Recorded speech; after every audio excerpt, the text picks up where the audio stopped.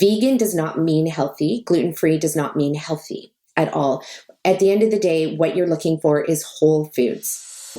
If you want to live like you matter, ditch the pills, look great, and feel freaking amazing, you're in the right place. I'm Dr. Wendy Trudeau. I'm Dr. Ed Levitan. Welcome to the 5 Journeys podcast, where we empower you to live a vibrant and healthy life by optimizing your structural, chemical, emotional, social, and spiritual lives. Hang on to your hats.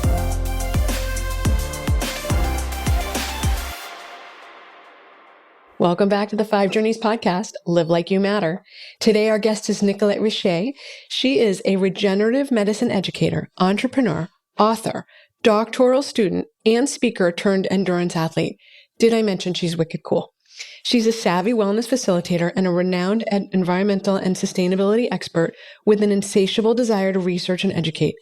Nicolette speaks regularly to captivated audiences on how to use food as medicine to reverse their chronic degenerative illnesses so they can reclaim their lives and realize their peak potential. Hi, Nicolette. Hello, Wendy. Hi, Ed. Really, it's a pleasure to be here with you. It's our pleasure. So I want to know first, what you do and how you do it. Yeah. So, I've been in this space for the last 15 years and one thing, led to another. I was coaching clients and then all of a sudden we had restaurants and then we had a wellness center and a book and, now we have a documentary that's just coming out. So it's all kind of just flowed from there. And the Green Mustache is a collection of plant-based, whole food, 100% organic, nutrient-dense food restaurants. And so we have 4 locations and we have 10 more coming to New York. And I think we're still the only restaurant chain that serves complete unrefined whole foods. So, the food comes from our farmers and our distributors, and we basically cook it, juice it, turn it into smoothies, desserts, dips, dressings. We make everything from scratch. No oils, no salt, no sugar. You beat me to the punch because that was going to be why.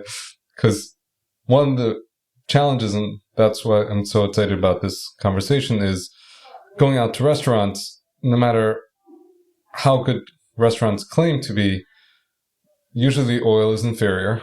So just that alone is going to be trouble. And then the quality of food is, even though it might be organic, may not have the farmer's touch. Yeah, and that's the hard part, is going out and getting the quality of food that you need made somewhere else. And this quality of food should leave you feeling better and should be healing your body. But unfortunately, that's not true in 99.9% of cases out there. You have to be very discerning when you go out, or you have to be very, and I don't want to use the word aggressive, but you have to prioritize you and you have to prioritize your own health. So therefore you need to demand that, the chefs just prepare the foods in the way that you want them. And they will do it if you ask, but most people don't even know to ask for that. Self-advocacy. Advocate for yourself. 100%. So your restaurants are vegan. Yes. But other restaurants are also vegan. And how do people tell whether their vegan place is actually healthy? Because it may not be, from what you're saying. It sounds like there's a lot of options that it's probably not healthy. Yeah, so I don't even even though we have vegan on one of our signs on our windows, I don't really love using it.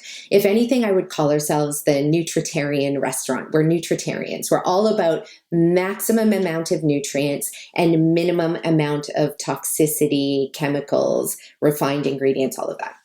So, I can drink whiskey and snort cocaine all day long and call myself vegan and gluten-free.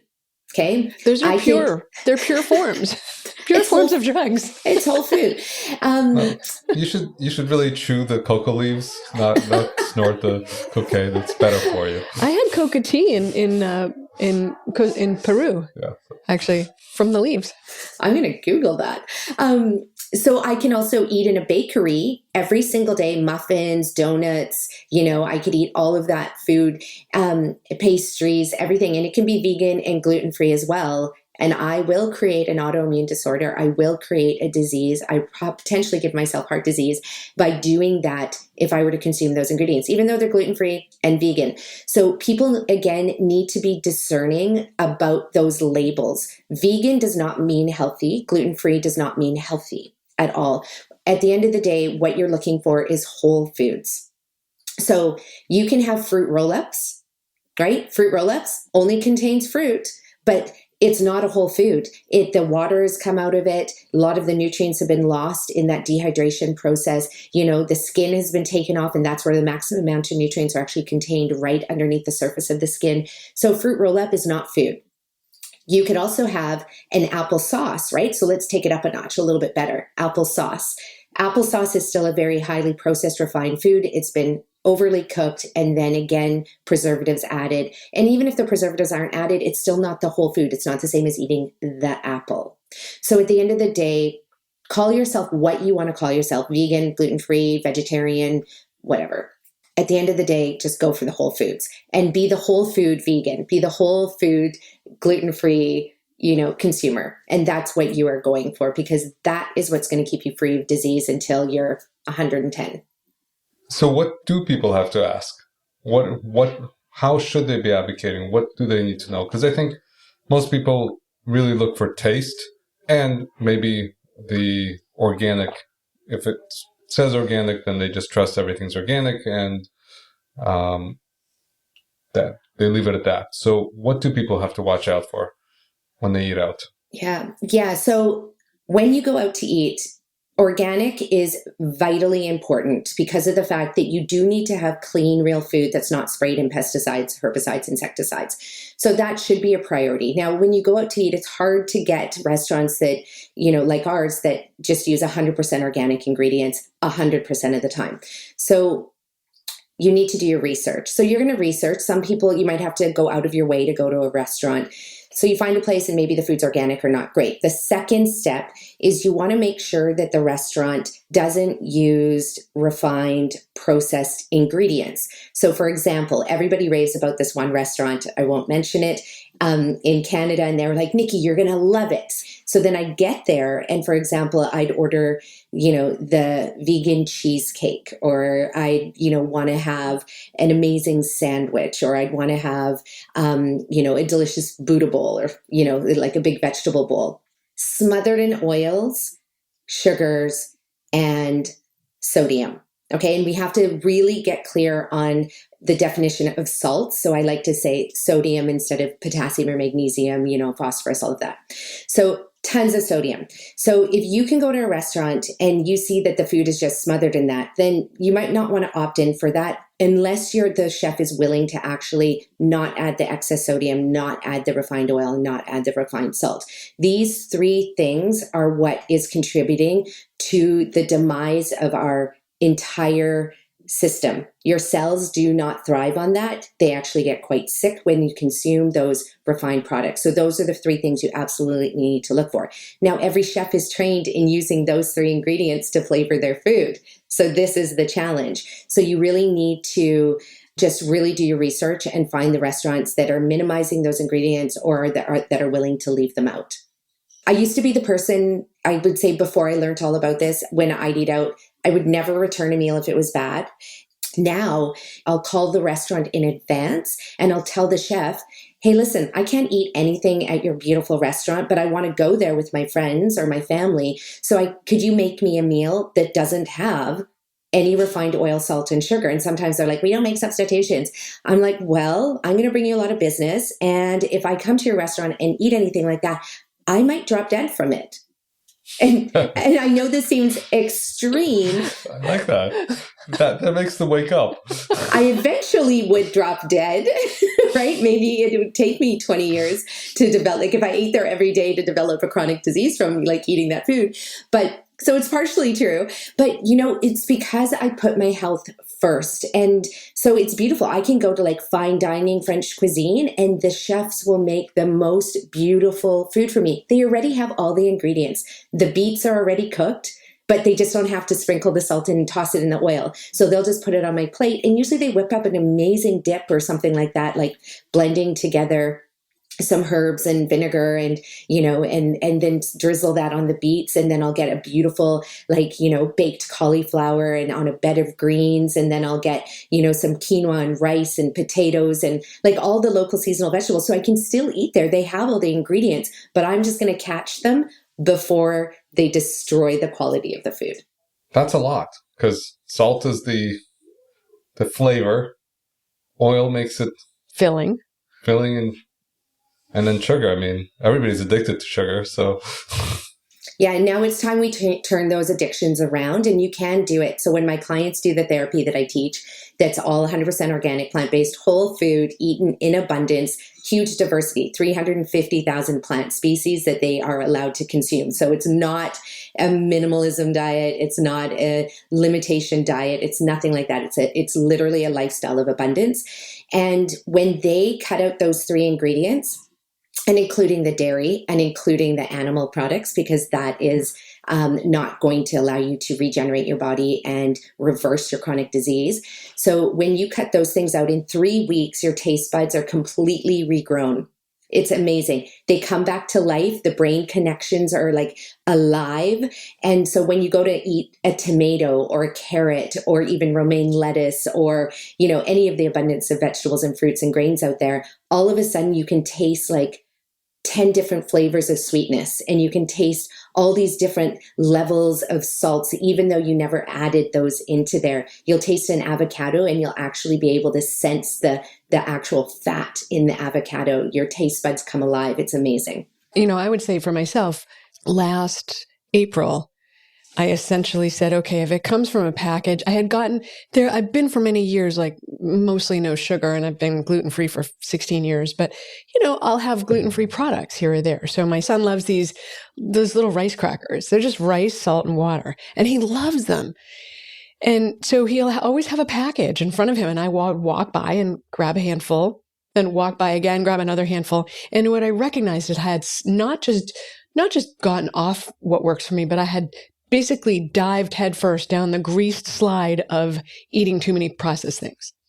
And it was very interesting. My taste buds changed quite quickly. My emotional attachment to those foods is still going. And the really strong ones occurred it actually took about 5 months before those cravings really quieted. But I noticed recently, I don't think this will be a surprise to Ed, but we haven't spoken in a few weeks, but I was so stressed. And all of a sudden I was like, I need that. I want that. And the cravings came back. And so it's absolutely at some level, both a biochemical and also an emotional attachment to the foods. Yeah, 100%. That was the hardest one. And that's I'm really glad that you brought that up, because what happens with my clients is after they start the program and within a few days, they come back to me and they're like, it's weird.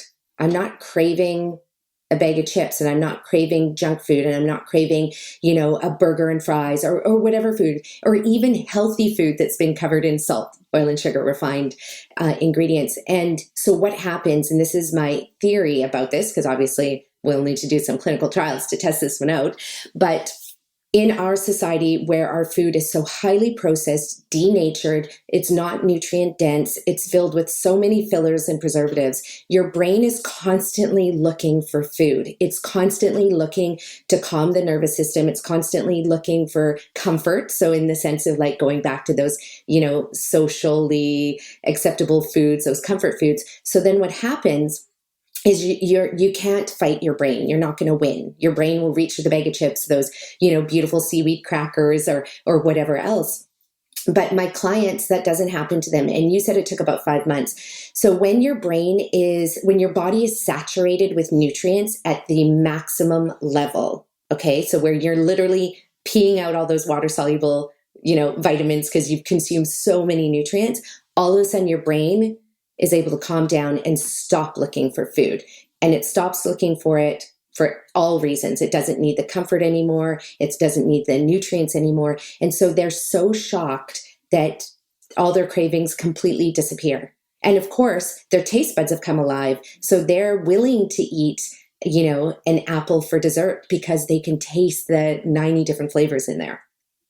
So I know if I go on a 3 or 5 or 7 day fast, slightly steamed cabbage is the best food, the best taste I've ever had in my life. Like the taste, and it tastes, it's fully rich and fully amazing. That's opposed to, we have I'd say better than 95 or 99% of diets of most people. And when you talk about, then you go to even the people that are at 80 or 90%, they're still having a lot of sugar, salts, oils. If your restaurant is really that refined, most people aren't going to have the palate for it. So how does that work? Right. Like, how do you straddle commercial appeal with your commitment to high quality food? Well, but it's also, how do you make taste palatable for the general public? Maybe not the general public, but at least the top 10 to 20% of people that care about their health. Yeah. So we serve about 150,000 people a year at each restaurant. And so that's a lot of customers coming through. And I can guarantee you lots of these people are meat eaters. They eat refined processed food. We had a mom eating Kentucky Fried Chicken inside our restaurant. Like, while she was eating our delicious meal, her kids were eating that. And we had to say, excuse me, but that's not going to work here. So, we know that their palates are not as refined towards the food that we serve, but they still find the food delicious. So that's a great question. And this is wonderful because if you think about all the vast amount of flavors that are out there in the world, cinnamon, nutmeg, cilantro, parsley, onions, garlic, turmeric, like there's just so many different flavors out there. So we just use those to make sure they're included in our food. And it's not even hard, a little bit of vinegar, lemon, that goes a long way in flavoring food. Lime goes a long way in flavoring food. So there's all of these beautiful things. And so we make everything from scratch. We do use maple syrup because we consider that as a whole food. We use dates, which are incredibly sweet. Like, we make this amazing caramel sauce from literally dates and water, caramel sauce that goes on our desserts and our pancakes. We make, we serve incredible waffles with a cashew whipped cream. And most people don't even know that it's not dairy. Minimal ingredients. It doesn't take much to make food taste delicious. And even just roasting, the way you cook your food, when you cook it slow enough, the flavors naturally come out and the nutrients don't get released. So then the nutrients are kept in the food to give the food this delicious flavor. So we make sure that a lot of the nutrients are still contained within the food. I mean, our soups are delicious and there's, no added sodium in there. Sometimes if we need to add that extra little kick, we'll juice some celery juice because that is high in sodium, but it's also high in 125 other nutrients and different salts as well. So you're getting the perfect balance of salts versus undoing the natural state of what your body's supposed to be at, your cellular intake of sodium. We don't want to disturb that. So there's lots of different ways to use all of the abundance of nutrients to flavor food. So I have another question. It's politically incorrect. So I'm going to... Brace yourself. When he gets that look, you brace yourself. I'm holding the table. You're obviously a huge advocate for no meat, high nutrient dense food. In my practice, I found that there's no one diet that works for everybody. And that may or may not be what you're in agreement with. Not in agreement. So I want you all to brace yourself, okay? Because what I'm about to say is going to hopefully blow your minds, okay? So prior to agriculture, what we know is that there weren't bags of chips living on grocery store shelves. People didn't carry flour around with them. And if they made flour, like my grandmother does or did up until she passed away last year, in Malawi, Africa, a little village that I was born, okay, only whole foods. So when we talk about there's not one diet that works for everybody, what we do know from the research, communities around the world that still eat food the way that the humans have eaten it prior to colonization, when it was really an abundance of just whole foods, real food. There was an apple, you picked the apple and you ate it. If there was ginger root underneath the ground, you picked that and you made something with it. So we know, and that's not a diet, it's a lifestyle. So we know that lifestyle. The research shows us that when people eat this way, they actually can live to be a centenarian, so older than 100, in huge population numbers. So, and this is happening still today. There's communities around the world that still eat this way, clean, real food every single day. And they might have a little bit of wine. They might have a cake once every, when there's a celebration, for example, but they're not consuming it every day. And these people, the most important part about the story is that they live disease free. So that's why I'm not in agreement with there's not a diet that works for everybody, because we actually do know that there is. But what I do want to say about that, the caveat, it's how do you get people to live that way? That's what doesn't work for a lot of people in our society because they're so busy, they don't have the education, and they can't access the food. Yeah, I'm 100,000% in agreement with you. Like 100,000%. And in those communities, some of those communities still ate meat occasionally. Yeah, but very few. That's what they found through the Blue Zones research. That's what they found through the China study. It's what they found through big mass population studies. Yeah, they still consumed a little bit of meat, but not enough to justify that the meat was the reason why they also lived that long. Correct. Yes. Fair. And some communities don't eat it at all. My grandmother, she died at 92.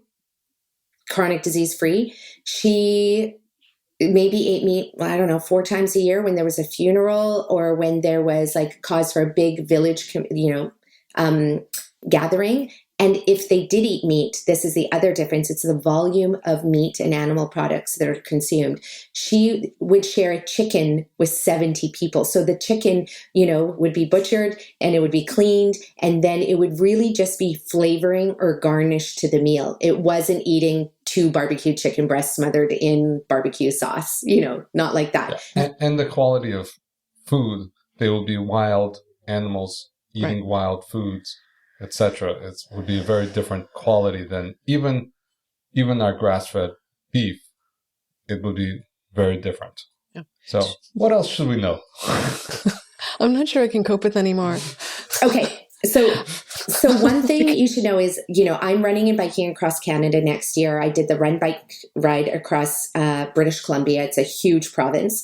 And so I did that last summer. And I'm doing this fully on a plant-based whole food diet. And I have more than enough protein in my diet through consuming these vegetables and fruits. But I don't worry about the protein. I'm more concerned about getting the zinc, all the other minerals. Like if you look at the periodic table, I want to get all of those elements into my body. This is what people actually should be concerned about. If you eat food, you'll be getting your protein.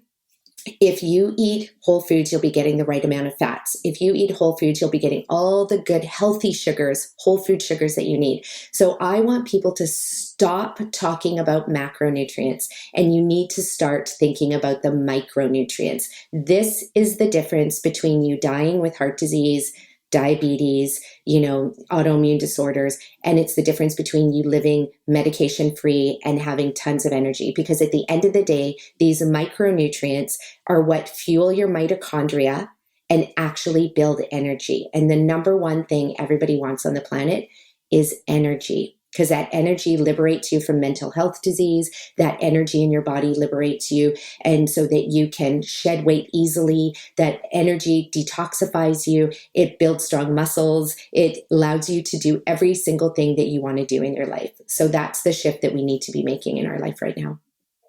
Okay. So great. More importantly, when you're coming to Boston. Yeah. Oh, well, that's a great question. So we know because of COVID, it really slowed down our ability to open up our cafes quickly because it takes about 1.5 years for a brick and mortar store to literally get up and running. And so what we've actually done is we're just about to launch it in 2 weeks. And what we're doing is we're actually training 1,200 restaurants across North America. So we have a list of restaurants that we're going to be reaching out to in your community. So we are going to train them on how to add menu items to their existing menu with the existing ingredients that they already have, and how to make sure that those foods are healing their customers instead of harming them. And then we're going to give them a Green Mustache approved, Richer Health approved stamp so that you can go to these places and get super delicious, nutrient dense foods now at 1,200 different locations across North America this year. That's awesome. Amazing. So where can people find you? We'll put this in the show notes, but where where can people find you? So definitely head to our website, greenmustache.com. And mustache is spelled the French Canadian way. So it's MOUSTACHE.com. And we're not the same Green Mustache that's in the States, because you will find an organic food company in the States called the Green Mustache, but they're the refined version. So lots of refined ingredients. That's not us, not us. And they're still lovely. They're doing, for all the right reasons, they're doing what they're doing. So I can't say anything bad about them. It's a lovely story behind their story. So go to greenmustache.com. We have Green Mustache University on that website as well. So you can see all the courses that we offer, the programs, the teachings. We teach physicians if you ever want to. So please go there. And then also check out our podcast, because we cover a lot of client healing stories. We interview amazing experts. We interviewed you, Wendy. So yeah, Eat Real to Heal podcast. And if anybody wants to learn more about reversing their chronic disease and they maybe can't afford my service, my consulting, our courses, then just get the book. I think it's $24. Eat Real to Heal, it's called. It was an Amazon bestseller for years. Get the book. Do what it says. You will reverse your chronic diseases. Sweet. Amazing. Thank you. It's really been an honor. Thank you very much. It has. I love your questions. They're brilliant, especially for audience members too that are maybe just hearing this for the first time. So I really appreciate being on your show to be able to share this. We love having you, Nicolette. Thanks for joining us for another episode of Live Like You Matter. Our guest today was Nicolette Richer. Don't go it alone. It's not a social journey until others join. Share this with your friends.